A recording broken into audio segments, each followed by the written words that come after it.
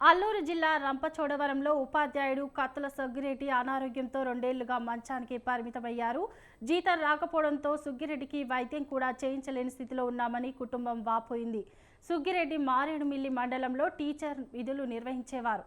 రంపచోడవరం నుంచి మారేడుమిల్లి స్కూల్కు విధులకు వెళ్లే క్రమంలో అతని శరీరం చచ్చుబడింది. కుటుంబ పెద్ద మంచాన పడడంతో వైద్యం చేయించలేక, ఇంటి కోసం చేసిన అప్పు తీర్చలేక ఆ ఫ్యామిలీ ఆవేదన వ్యక్తం చేస్తుంది. తమకు ఉన్నత అధికారులు న్యాయం చేయాలని గిరిజన కుటుంబం కోరుతోంది.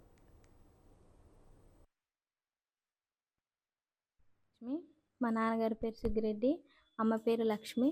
మేము దేపట్నం మండలం ఎర్రమెట్లో ఉంటున్నాము. నాన్నగారు ఉద్యోగ రీతి మీద మేము రంపచోడవరం వచ్చాము. నాన్నగారు మాడిమిల్ మండలంలో ఆ కాంప్లెక్స్లో ఆకుమడికోటలో స్కూల్లో పనిచేస్తున్నారు. అలాగా అతను డ్యూటీకి వెళ్ళి వచ్చేవారు. 2022 అక్టోబర్ 21 తారీఖున పెరసిస్ స్ట్రోక్ అన్నది వచ్చి ఉన్నది. అప్పటి నుండి మేము మెడికల్ లీవ్లోనే ఉన్నాము. మాకు ఎటువంటి ఆదాయం కానీ ఏమీ లేదు. నాన్నగారు ఉద్యోగానికి వెళ్ళి వస్తేనే మాకు ఆదాయం. మేము ఇద్దరం ఆడపిల్లలమే నాన్నగారికి. తర్వాత ఏమో నాన్నకు 5 సంవత్సరాలు సర్వీస్ పూర్తి అవ్వడంతోనేమో కౌన్సిలింగ్కి రమ్మన్నారు. అలాగని నేను కౌన్సిలింగ్కి నాన్నగారిని తీసుకెళ్తేమో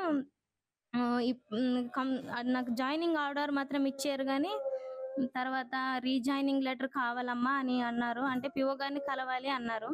ఆయన కలిసిన తర్వాత డీడీ గారిని కలవాలమ్మా అన్నారు. డీడీ గారిని కూడా కలిసిన తర్వాత నాకు రీజాయినింగ్ లెటర్ అన్నది ఇచ్చారు. ఇచ్చిన తర్వాత మళ్ళీ నేను దేపట్నం మండలం పెద్దూరులోని